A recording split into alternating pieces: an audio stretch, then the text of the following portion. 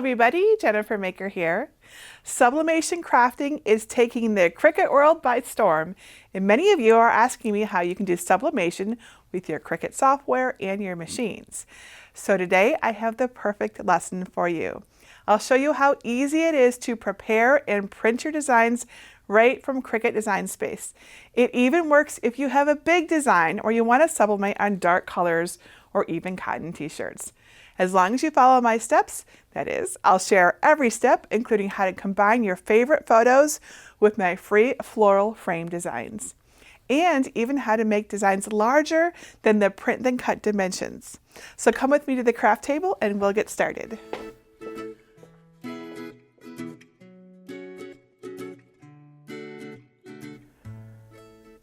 You know I like to keep it simple whenever possible. Creating and printing sublimation images right in Cricut Design Space saves us steps, so I love it. You can use this method with most sublimation designs, but I'll show you how to prepare them to decorate t-shirts. Now, if you are new to sublimation, awesome, welcome. It's important you know that sublimation is easiest with white polyester since the ink sinks right in and stays there. But I did mention earlier that I'd share tips for other surfaces like cotton or dark colors. For those techniques, you'll want to have some EasySubli heat transfer vinyl along with matching EasySubli mask material, or some white glitter iron-on vinyl ready if you want to try those techniques out. And of course, you're also going to want a Cricut cutting machine with print then cut capabilities. So at the time I'm making this video, that means a Cricut Maker or Cricut Explorer, along with a blue light grip mat. Otherwise, we'll use the normal sublimation materials and tools. That means we need some sublimation paper, a sublimation printer with sublimation ink, a heat press, some protective cardstock and butcher paper, some heat-resistant tape, a fan to dissipate fumes, and a few basic tools like a lint roller, a paper trimmer, a pencil, and some scissors. If you are new to sublimation, be sure to check out my Sublimation for Beginners video too. And if you want, you can make one of my free t-shirt rulers, which I have right here, to help you line up your design. I'll show you where to get the free files for these as well in this video. And speaking of lining things up, watch for my best tips on sublimating larger designs. It's the best way to take an image from small scale to front and center right in Cricut Design Space. So let's get started with some sublimation designs. Step 1. Get a sublimation design. If you already have a sublimation design that you want to print from Cricut Design Space, you can skip right to step 2 to learn how to upload a sublimation design file. But if you would like to learn how to prepare a multi-layer sublimation design to print from Cricut Design Space, like my frames and the photos that I put on my t-shirts, let me show you where to get them so you can follow along. I will show you how to use Cricut Design Space to resize, customize, and flatten your sublimation designs, as well as how to slice larger designs to fit on your sublimation printer. To find the files, go to jennifermaker.com/474 and look for libraries in the red bar at the top. Then either click Get a Password if you don't yet have one, or click Enter the library. You can find the designs on the page by searching for number 474 and then click it to download the zip file. There are PNG files for both a round frame and an oval frame. Step 2. Prepare a sublimation design in Cricut Design Space. Now this process works best with a white polyester shirt or another sublimation-friendly blank. I'll show you tips for other fabrics like cotton a bit later. Let's start with how to upload a sublimation design to Cricut Design Space. I'll show you a simple design that's ready to go, and then how to upload multiple files and combine them like my photo frames. On a blank canvas in Cricut Design Space, click Upload and then Upload Image. Find and open your sublimation design. They are usually PNG files, but sometimes they're in other formats too, like JPEG. PDFs will not work in Cricut Design Space. Here is my Subliflower Sublimation Calibration design, which you can get free over at jennifermaker.com/Subliflower. For most sublimation designs, you'll want to choose complex image and then print then cut on the next screen. Then add the uploaded image to your canvas. Your sublimation design will probably come in much larger than you want it because it's likely a high-resolution file. So it's always important that you resize it to fit your sublimation blank. To resize a design, keep the lock icon closed at the top of the screen in Cricut Design Space, or close the lock if it's unlocked, and then change the dimensions to match whatever you plan to sublimate this onto, like your t-shirt. Always measure, don't guess. And that's really all there is to preparing a simple sublimation design in Cricut Design Space. I'll show you how to print in step 3, but there's a lot more that you can do with your sublimation designs in Cricut Design Space. So let me show you how this works with a multi-layer design like my photo frames. Let's upload that now. On a blank canvas, click Upload and then Upload Image. Pick the frame that fits your photo best. I'll use the oval. Then select Complex so you get all the colors and click Continue. You don't need to do anything on the next screen, so just click Apply and Continue. Finally, select the Print Then Cut image and click Upload and add it to your canvas. PNG files are high quality and come in big. To make it fit for print then cut, keep the lock icon at the top closed and change the dimensions. I'll set the width to 9.3 inches to use the full area. Duplicate the frame and then select both and center align them. Next, upload your photo using the same settings for a complex print then cut file. I'll use a cute photo in front of our flower wall. Use the Arrange menu to send the photo to the back. Keep the lock icon closed and drag a corner of the photo until the subject fits in the frame. For now, don't worry if the edges poke out. In the Layers panel, hide one of the frames using the eye icon.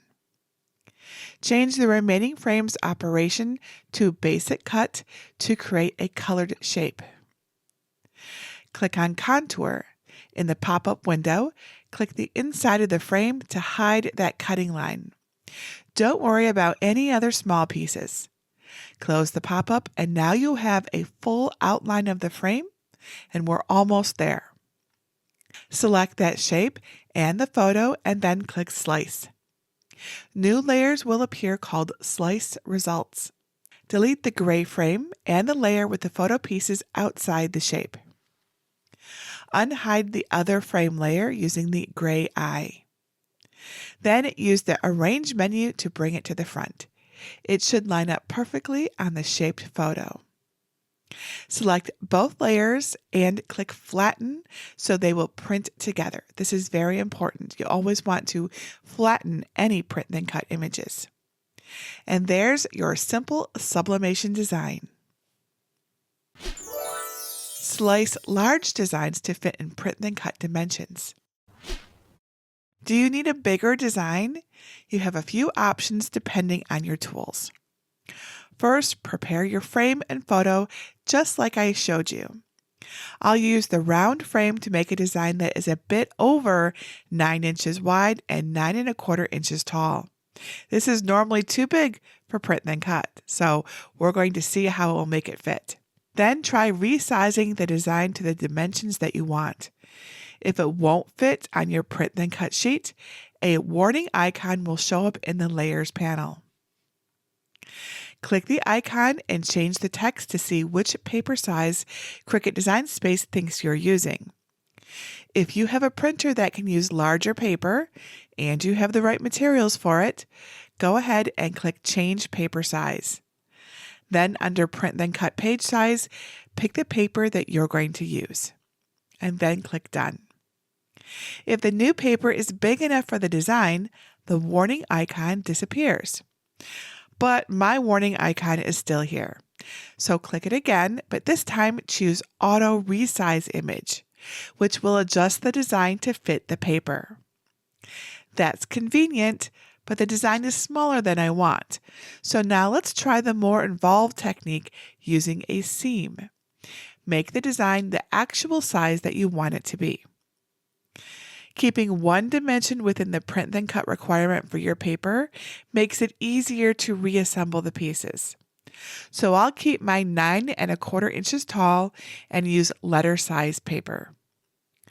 When you're ready, unflatten the design and duplicate both the frame and photo layers. And then center align all the layers so they match. We'll slice each layer to create 2 halves of the design that slightly overlap during the transfer. To make the seam easier to blend, try to place it in a forgiving spot. Like, don't put it right through an eye or a letter that will be hard to align perfectly. Just make sure the separated pieces will be small enough to fit on a print then cut sheet. I'm going to use a vertical seam in between Greg and I, but you can also use a horizontal seam if it's easier. Moving everything to have more open space on the sides helps too, as does lining up a canvas grid line in the middle where your seam will run. I'll work on the left half of the design first. Click Shapes and select the free square. Open the lock icon and drag a corner to make it a rectangle that covers the design's left side and about 1/4 inch beyond the planned seam.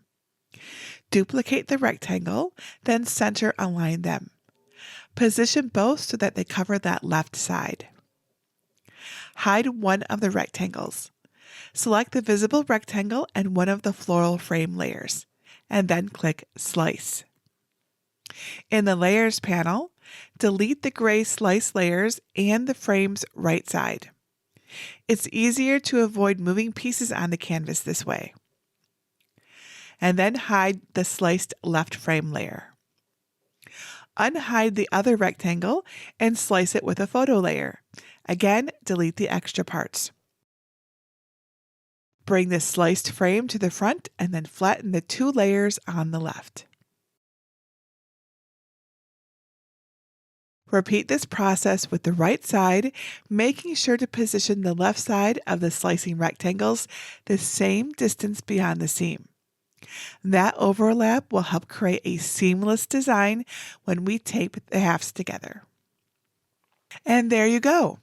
I'll show you how to print and transfer this design, but the steps are similar for the smaller version.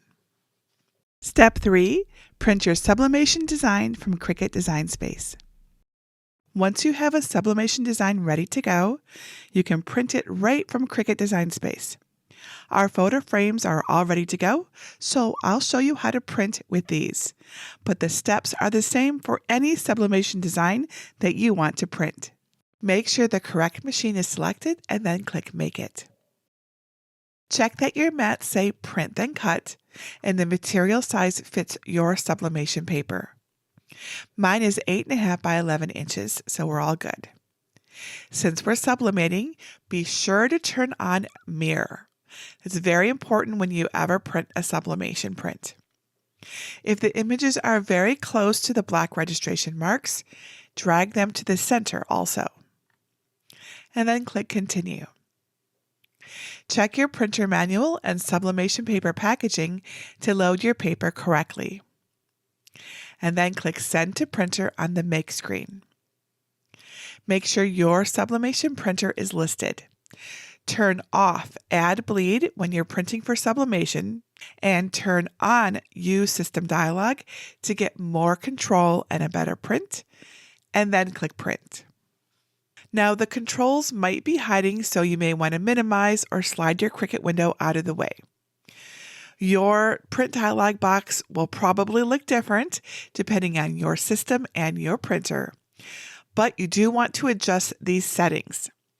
Most importantly, be sure to select your sublimation printer here and make sure any settings about flip horizontal or mirror are turned off because we already mirrored it in Cricut Design Space. So if we did it again, that would just undo it, right? Now it's also very important that you set the print quality to best or high quality and choose the best matte paper available from the menu. If you use ICC color profiles, also choose those here. I'll use color matching to access my Epson's ICC profiles on my Mac. If you're not sure what color profiles are, visit my Sublimation printers overview to get details for your setup over at jennifermaker.com/bestsublimation-printer. Now print the design on your Sublimation printer and let it dry for a few minutes. For a normal print then cut project, we'd put the printed image on a machine mat and use the Cricut to cut out the shape. But since we're sublimating the design, it's best to cut the black marks with scissors or a paper trimmer, leaving some white space above and below. If you sliced your image into more than one piece, you'll also want to trim the edges of the two halves and get rid of all of the white to avoid gaps in the transfer.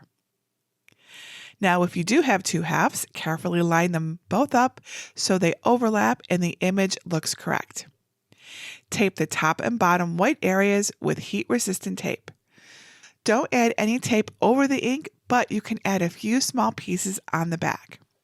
The tape could leave impressions, so use just a bit. Step 4. Sublimate your shirt. When we sublimate, we need heat. I'm using a Cricut AutoPress, but a Cricut Easy Press with a pressing mat or a traditional heat press will also work.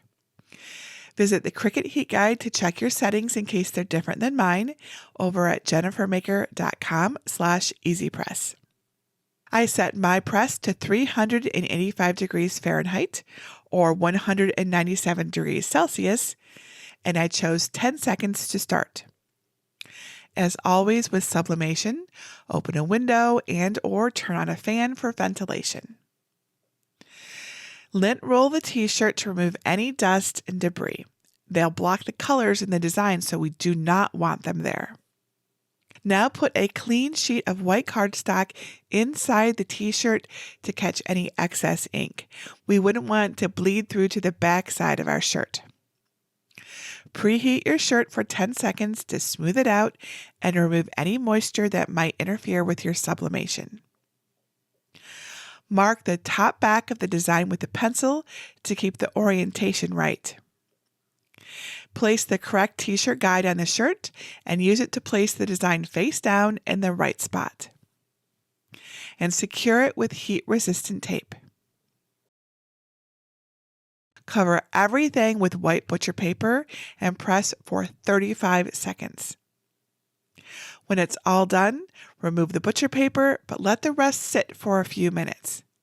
If you move it while the ink is still sublimating, it can blur.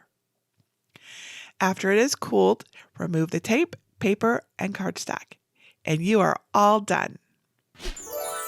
Print then cut with EasySubli or glitter iron-on vinyl for dark or cotton fabrics. As these techniques use the Cricut to cut print then cut designs, be sure to calibrate your Cricut before beginning. See my DIY money holders tutorial at jennifermaker.com/DIY money holders for the calibration steps. First, let's do EasySubli. EasySubli is a very thin vinyl that you can apply to your shirt first and then sublimate onto. You'll want to follow all of the same main steps to prepare your frame and image in Cricut Design Space, including flattening the result. I'll use the oval design that I made earlier. Duplicate your design and then unflatten the copy, and then delete the frame. Change the sliced photos operation to basic cut. This will be our EasySubli shape. And then click Make It. On the Prepare screen, set your material sizes and mirror the Print Then Cut mat. Select the first mat and click Continue. Print the Print Then Cut design on your sublimation paper with the Add Bleed turned on, since we'll cut it with the Cricut this time. Otherwise, use the same settings for your printer as earlier. On your Make screen, set the Print Then Cut mat to copy paper with default pressure. Place your dry sublimation design on a green standard grip machine mat, matching the screen prompt, and use a brayer to adhere the design well. Then load the mat with your printed sheet into the Cricut and press the flashing button to cut your design. Unload the mat, flip it over, and roll it back to release the paper without ripping. Now set the second mat to everyday iron-on with more pressure. Place the EasySubli shiny side down on a green standard grip machine mat and adhere it well with the brayer. Follow the same steps to cut and remove your vinyl. Weed the excess EasySubli around your design. Then grab the EasySubli mask and use it to lift the cut EasySubli off of its carrier backing. For tips on working with the mask, see my tutorial over at jennifermaker.com/how-to-sublimate on cotton. Prepare your shirt using the same steps as earlier. I'll show you how the EasySubli works on a t-shirt. Preheat the prepared shirt at 380 degrees Fahrenheit or 193 degrees Celsius for 10 seconds. Use a t-shirt guide to place the EasySubli on your t-shirt with the mask on top. You can use heat-resistant tape if you like, but the mask should be sticky enough to keep it in place. Tack on the EasySubli for 5 seconds. Peel the mask sheet away while it's still warm. Then place your print face down on top of the EasySubli. Make sure the edges line up and secure it with heat-resistant tape. Cover the whole area with clean white butcher paper, then press it for 40 seconds. Remove the butcher paper and wait for the print to cool a bit, and then remove the tape and the paper. All right, how about using glitter heat transfer vinyl? The white glitter heat transfer vinyl has a similar process as the EasySubli, except you need to mirror the basic cut shape on the prepare screen. That's really the big difference. So print then cut the sublimation design with the bleed on, just like with the EasySubli process. And on the Make screen, use the glitter iron-on material setting for that mat with more pressure. Then place the glitter vinyl shiny side down on a green standard grip mat and cut it out. And then weed the extra vinyl. Prepare your shirt and place the vinyl shiny side up on the shirt the same way you did with the EasySubli, other than using the EasySubli mask. We don't need that for the glitter HTV. Press it for 10 seconds at 380 degrees Fahrenheit or 193 degrees Celsius to tack the vinyl down. Let it cool slightly and peel away the plastic carrier sheet. Next, place the sublimation print face down on top of the glitter, all lined up. Secure it with heat-resistant tape and cover it with white butcher paper. Press it for 40 seconds. Let it cool slightly and then remove the print. And here are our final results. Here is our shirt done with the sublimation print. Here's our shirt made with EasySubli. And here's our shirt made with glitter HTV, all print from Cricut Design Space. Isn't this awesome? I'm really happy with all of the results, and I hope you try them too. Remember, if the expanded print then cut dimensions aren't big enough for you, try my slicing process. Perfectly aligning and blending the seam does take some patience, so I recommend practicing it. My first few tries had more noticeable seams, but eventually I made a shirt I love. The EasySubli creates a perfectly white area to sublimate onto, but the colors might be really bright as a result. They were very pink in early tests, so do experiment with color correction before printing the final version. But EasySubli does get around those material and color limitations in sublimation, so it's a good tool to have in our tool belt. Now, the white glitter iron-on vinyl really affected my final image, as you can see. I probably wouldn't use this method for pictures of people again, but it could be a fun combination with an illustrated design. No matter which technique you try, I can't wait to see your results. If you need any help getting set up for sublimation, be sure to check out my Sublimation Startup mini course at jennifermaker.com/sublimation startup. I'll walk you through choosing and setting up your printer with the right ink, show you in more detail all of the tools that you can use and the variety of things that you can sublimate onto, and then I show you how to use software to print and press beautiful sublimation projects. You can sign up right now and learn at your own pace over at jennifermaker.com/sublimation startup. I also have a group just for sublimation crafting where you can get tips and help from other crafters who love to sublimate too. Come join us at jennifermaker.com/sublimation group to ask questions, share ideas, and get inspired. I love to help and see you succeed. And that's it for today. Until next time, this is Jennifer Maker reminding you to craft a life you love.